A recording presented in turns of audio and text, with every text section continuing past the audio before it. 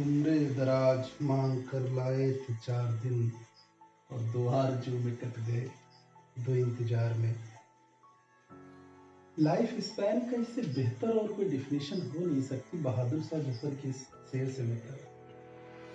और रिप्रोडक्शन के बारे में बेसिक चीजें हम लोगों ने पढ़ा ही था कि रिप्रोडक्शन क्या होता है और रिप्रोडक्शन की इंपॉर्टेंस क्या है। आज हमें जो बात करनी है लाइफ स्पैन। तो लाइफ स्पैन बहुत सिंपल वर्ड है, इसको बहुत ज्यादा इलॉबरेट करना या बहुत ज्यादा कंफ्यूज होने की जरूरत नहीं है।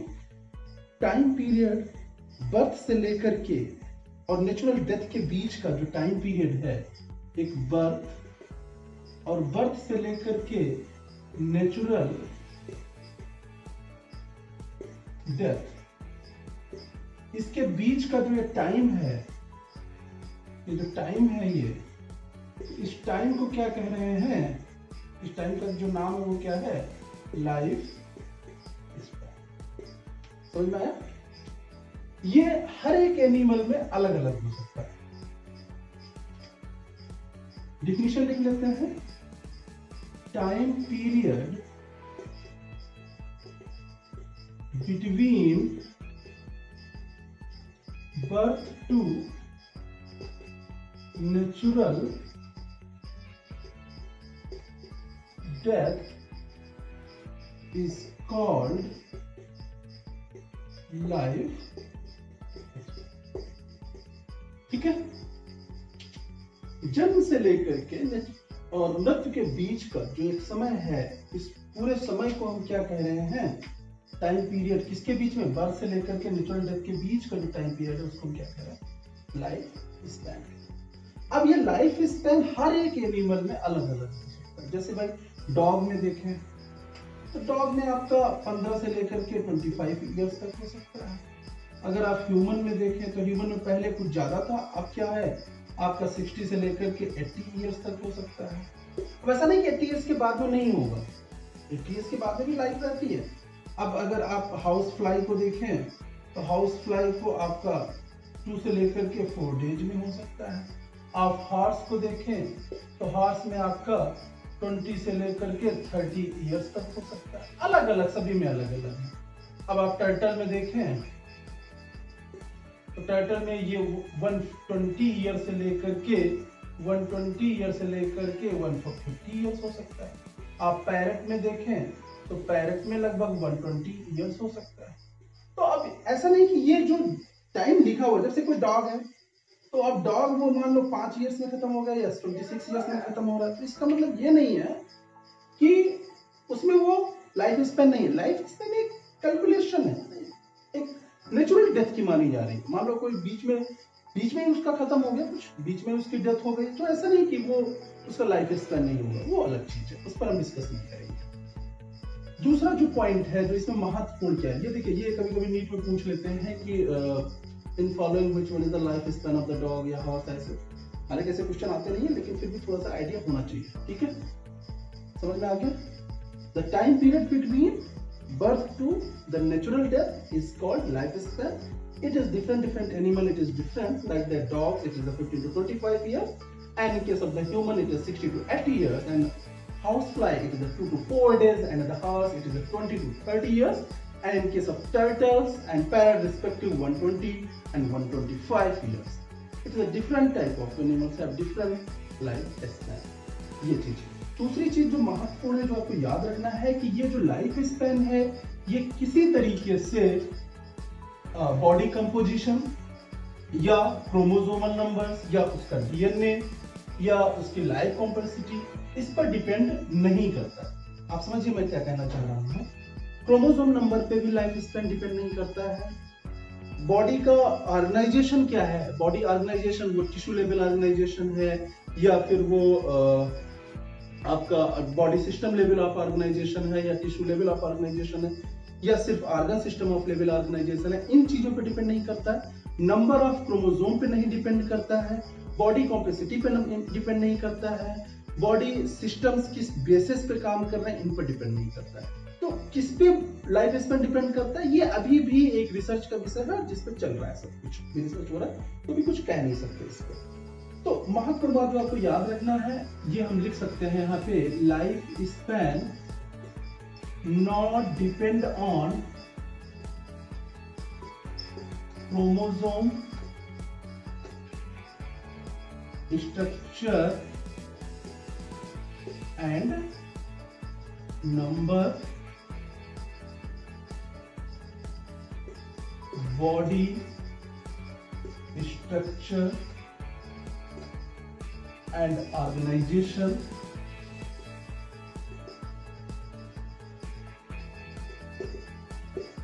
ठीक है।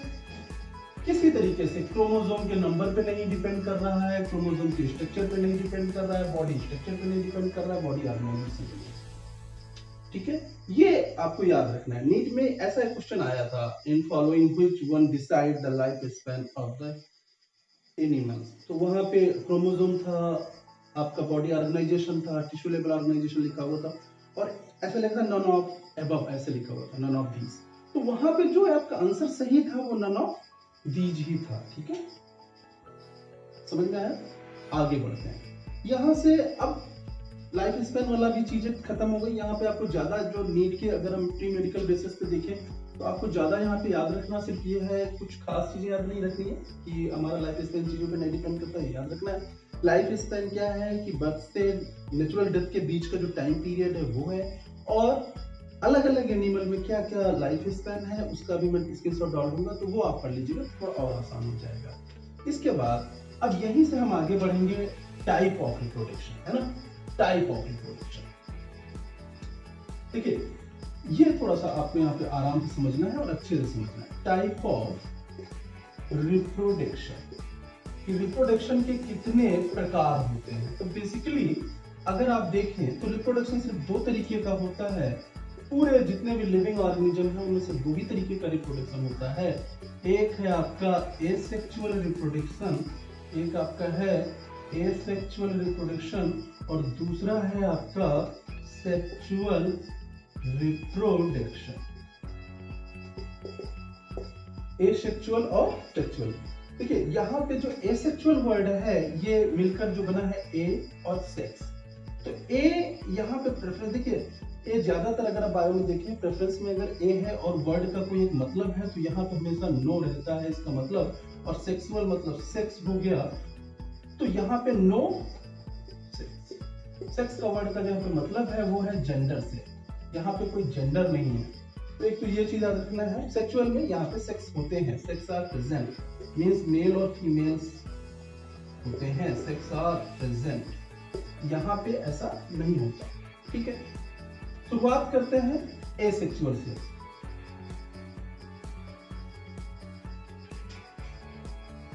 एसेक्सुअल जो रिप्रोडक्शन है यहाँ पे मेल और फीमेल जैसा कुछ नहीं है, मेल और फीमेल जैसा नहीं है, लेकिन रिप्रोडक्शन हो रहा है। जैसे आप एग्जांपल के तौर पे देखते हैं, केला है, तो केला जो हम लगाते हैं तो वहां पे कोई ऐसा थोड़ी ना लगाते हैं कि नहीं यहाँ पे हम केवल फीमेल लगाएंगे या मेल लगाएंगे। रोज जब आप कटिंग करके लगाते हैं तो वहां पे मेल और फीमेल जैसा कुछ नहीं होता। तो वहां पे मेल फीमेल जैसा कुछ नहीं होता। अगर ऐसे ही आप देखें शुगर केन में तो उसमें मेल फीमेल जैसा नहीं होता कुछ। तो बेसिकली यहाँ पे एसेक्सुअल रिप्रोडक्शन में अगर हम देखें तो यहाँ पे मेल और female sex are not separate, sex ऐसा कुछ होता नहीं है यहाँ पे। दूसरा क्या है, यहाँ पे गैमीट का फॉर्मेशन नहीं होता। ये सबसे मेन बात है, यहाँ पे गैमीट का फॉर्मेशन नहीं होगा।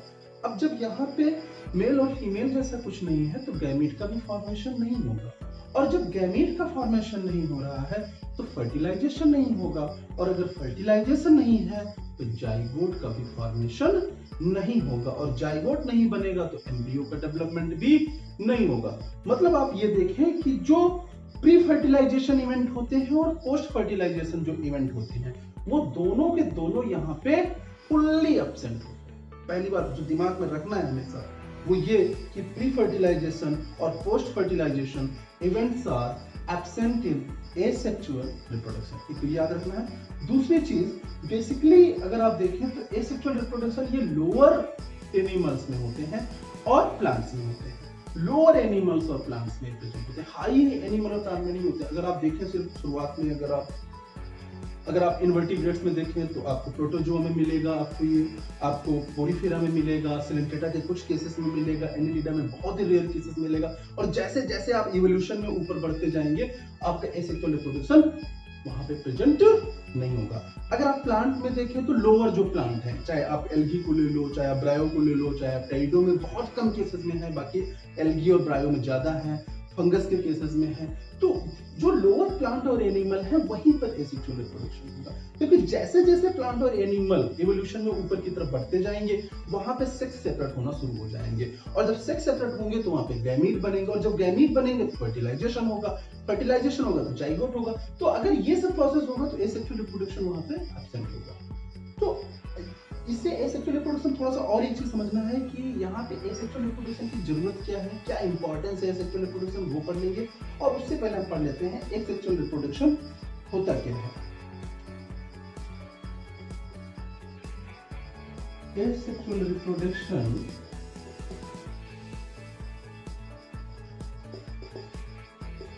Is simple type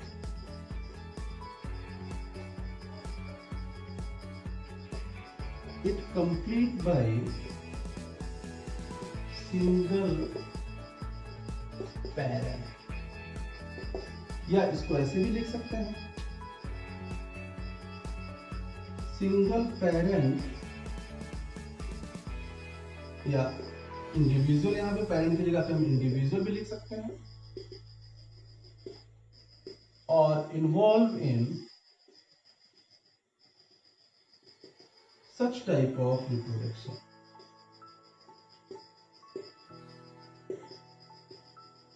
single parent या सिंगल इंडिविजुअल इन्वॉल्व हो रहा है इस रिप्रोडक्शन में, ठीक है। ये बड़ा सिंपल टाइप का है, इसमें कोई कॉम्प्लेक्स नहीं है भाई, गैमीट नहीं बन रहा है, फर्टिलाइजेशन नहीं हो रहा है, जाइगोट नहीं बन रहा है, कोई इवेंट नहीं हो रहा है, तो बड़ा सिंपल टाइप का रिप्रोडक्शन नहीं हुआ।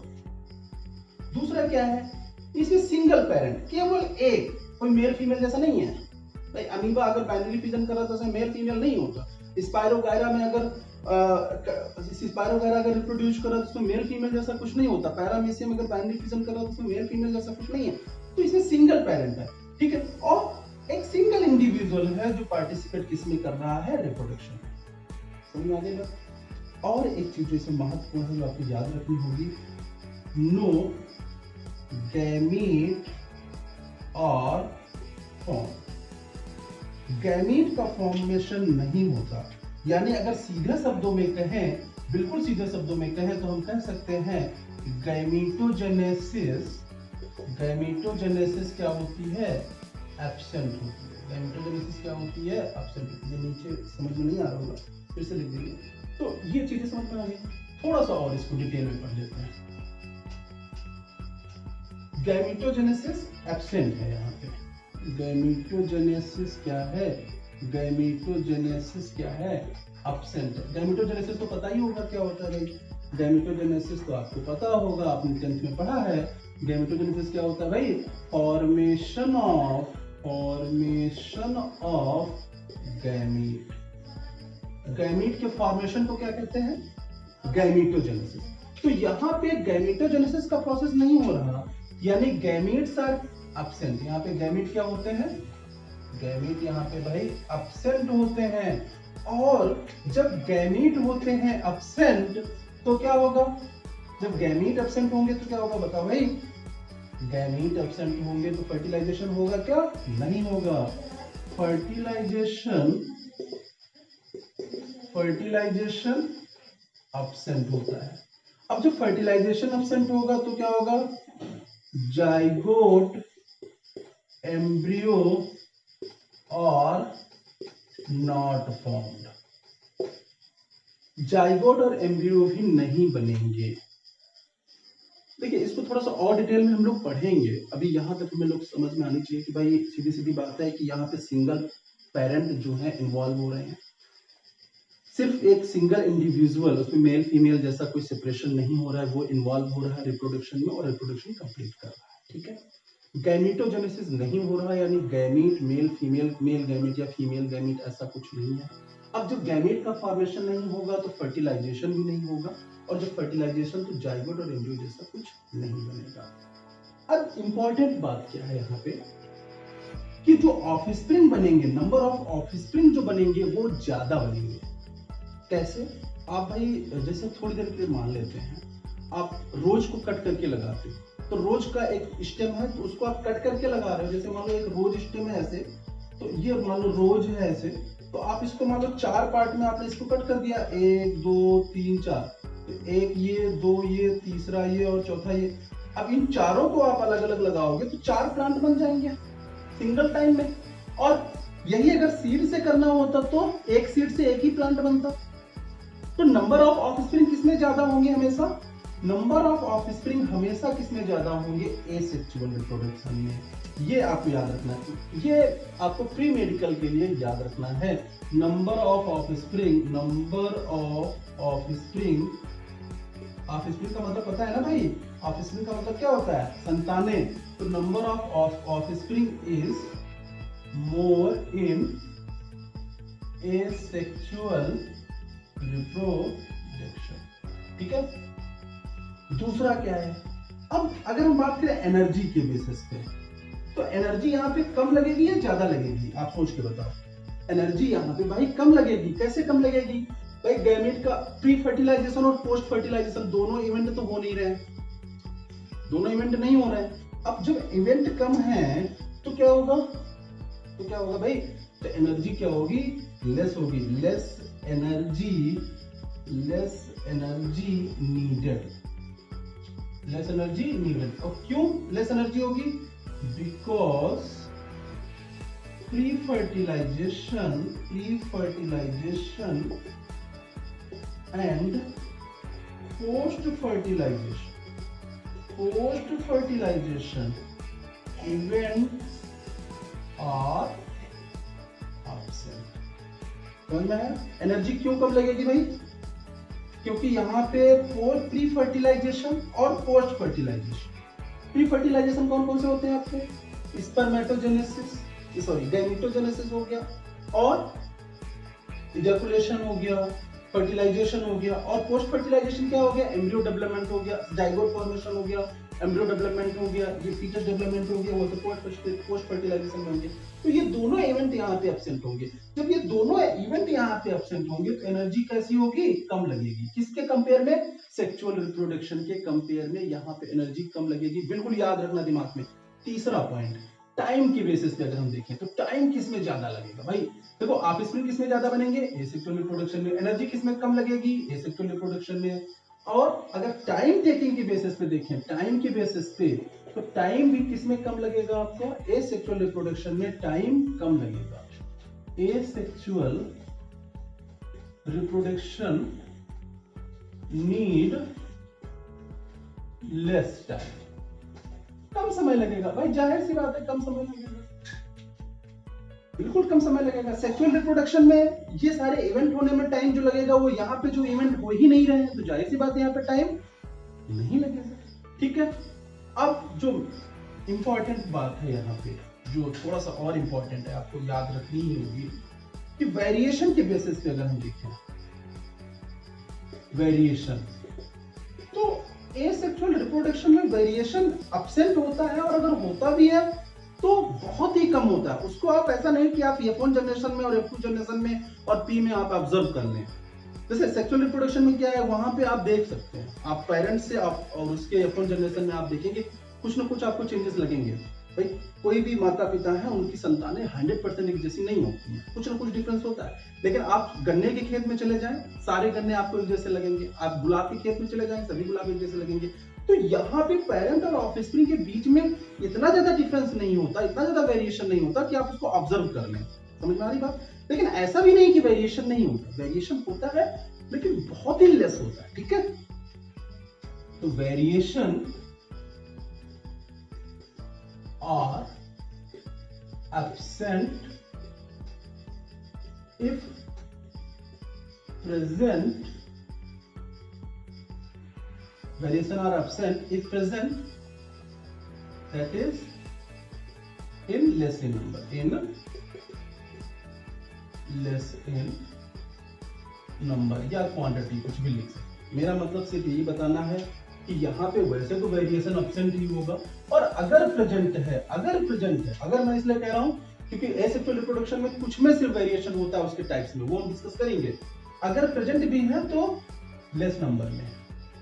यही इसी के उस पर एक क्वेश्चन आया था 2006 में पीएमटी में, 2006 पीएमटी में बहुत अच्छा क्वेश्चन था।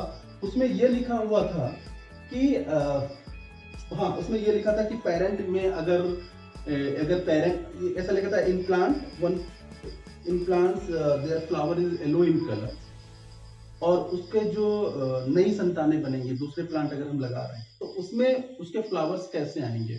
तो वहां पे लिखा था मिड येलो पिंक येलो ऐसे सब ऑप्शन था। लेकिन जो सही आंसर वहां पे आना था वो ये था कि वहां पे वेरिएशन नहीं हो रहा था, क्योंकि वहां पे क्या कटिंग किसके थ्रू रिप्रोडक्शन हो रहा है, वहां पे कटिंग के थ्रू हो रहा था। ठीक है, ऐसा कुछ क्वेश्चन था, हम बाद में डिस्कस करेंगे इस क्वेश्चन पे। यहां तक क्लियर हुआ? आगे बढ़ते हैं। एक बार आगे बढ़ने से पहले यहाँ पे हम रिप्रोडक्शन, एसेक्सुअल रिप्रोडक्शन पूरी तरीके से पढ़ चुके हैं और उसके टाइप्स में पढ़ना है। लेकिन एक चीज हमें यहाँ पे और देखनी है कि ऐसा क्या है कि एसेक्सुअल रिप्रोडक्शन में वेरिएशन क्यों नहीं होता, और उसके जो ऑफस्प्रिंग बनते हैं वो बिल्कुल फोटोकॉपी जैसे ही बनते हैं।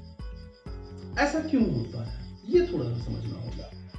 ठीक है, क्वेश्चन है यहाँ पे, वाई वेरिएशन लेस और absent।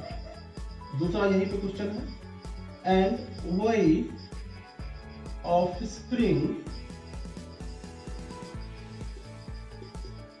offspring are same as their parent in asexual reproduction। ये क्वेश्चन मान लो है ऐसा, क्या आंसर होगा यहाँ पे? थोड़ा समझते हैं इस क्वेश्चन। पहले तो क्वेश्चन को समझ गया आप, मैं सिर्फ मैं डिस्कस ये करना चाह रहा हूँ कि वेरिएशन क्यों एब्सेंट है, और अगर है भी तो लेस क्यों है, कम क्यों है। आप चौराहे पे खड़े होते हो, 10 आदमी होते हैं, 10 आदमी एक जैसे नहीं होते, 100% कॉमन नहीं होते। लेकिन आप गन्ने के खेत में जाते हो, सभी गन्ने एक जैसे क्यों होते हैं, ये क्वेश्चन है। सीधी सीधी बात है। यहाँ पे अगर आप देखें तो एसेक्सुअल रिप्रोडक्शन में क्या है, सिंगल पेरेंट इन्वॉल्व हो रहा है। कैसा पेरेंट इन्वॉल्व हो रहा है? Single parent.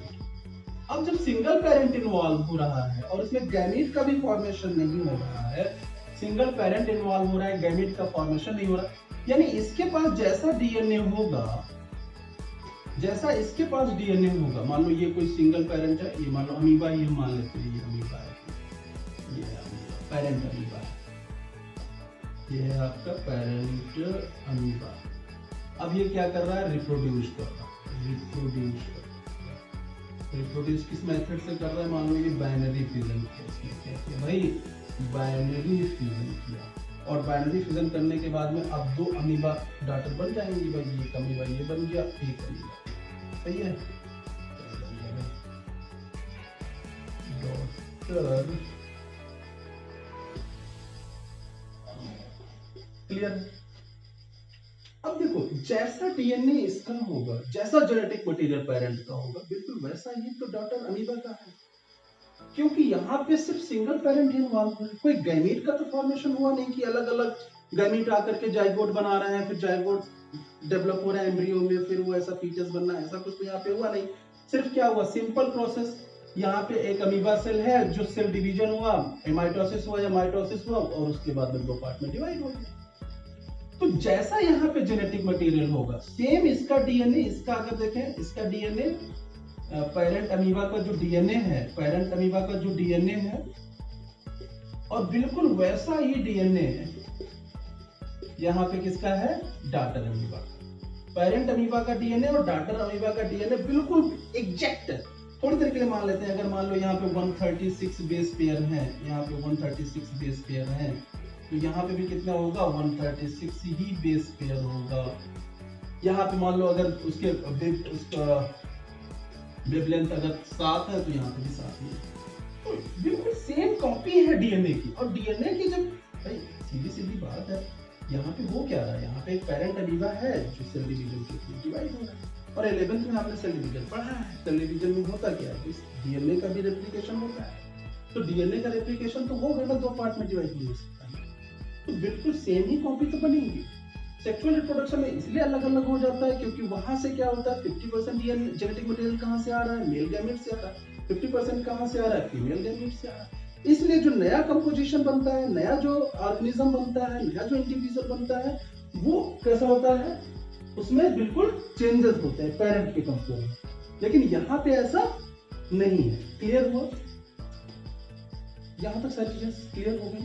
आगे थोड़ा सा अब यहाँ पे इसके बाद में थोड़ा इंपॉर्टेंस पढ़ लेते हैं कि क्या है इंपॉर्टेंस ऑफ एसेक्सुअल रिप्रोडक्शन। क्या इंपॉर्टेंस हो सकता है, आप खुद बताओ भाई, आप पढ़ चुके हो। एसेक्सुअल रिप्रोडक्शन का सबसे अच्छा जो इंपॉर्टेंस है वो तो ये है भाई कि लेस टाइम में और लेस एनर्जी में नंबर ऑफ ऑफस्प्रिंग ज्यादा मिल जाते हैं, है ना। एनर्जी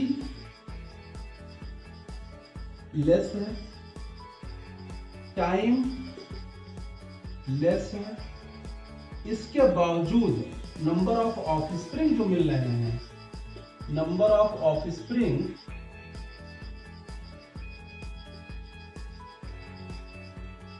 जो ऑफस्प्रिंग मिल रहा है वो कैसे मिल रहा है, ज्यादा मिल रहा है। मतलब एनर्जी की जरूरत कम है, टाइम की जरूरत कम है, लेकिन नंबर ऑफ ऑफस्प्रिंग हमेशा ज्यादा मिल रहा है। तो ये कोई छोटी बात थोड़ी ना, बहुत अच्छी बात है। ये सर्वाइवल ऑफ फिटेस्ट के हिसाब से अगर आप देखें तो ये बहुत महत्वपूर्ण पॉइंट है। तो ये एक मुद्दा है बहुत अच्छा। दूसरा जो पॉइंट है यहीं पे कि अगर आप देखें तो यहाँ पे पेरेंट की जो डिफरेंट टू पेरेंट की इन्वॉल्वमेंट नहीं होती, टू पेरेंट की इन्वॉल्व नहीं हो रही, मतलब यहाँ पे मेल और फीमेल की जरूरत नहीं पड़ रही, यहाँ पे एक सिंगल पेरेंट इन्वॉल्व होना है। तो सिंगल पेरेंट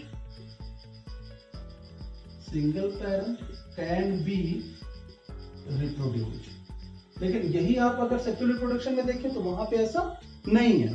तो एक ये अच्छा पॉइंट मिल गया। तीसरा पॉइंट क्या है, अगर इवोल्यूशन के बेसिस पे ना देख करके सिर्फ प्रैक्टिकल फॉर्म में देखें, इवोल्यूशन के बेस पे अगर वो पॉइंट देखेंगे तो अच्छा नहीं माना जाएगा, लेकिन पर्टिकुलर अगर किसी उस ऑर्गेनिज्म के बेस पे देखेंगे तो वो पॉइंट अच्छा माना जाएगा। पेरेंट और जो उसकी ऑफस्प्रिंग है वो कैसे हैं, बिल्कुल सेम एग्जैक्ट कॉपी है, फोटो कॉपी है, कुछ भी कह दो, या आप ऐसे कह सकते हो ये क्लोन है बिल्कुल, है ना। इनको क्लोन कहना ज्यादा बेहतर रहेगा। ठीक है, क्लियर हुआ यहाँ पे? एक बार रिवाइज कर लेते हैं, फिर टाइप ऑफ एसेक्सुअल रिप्रोडक्शन हम लोग शुरू करेंगे। क्लियर? एसेक्सुअल रिप्रोडक्शन क्या है, पूरा शुरू से रिवाइज कर लेते हैं। पहले लाइफ स्पैन देखते हैं।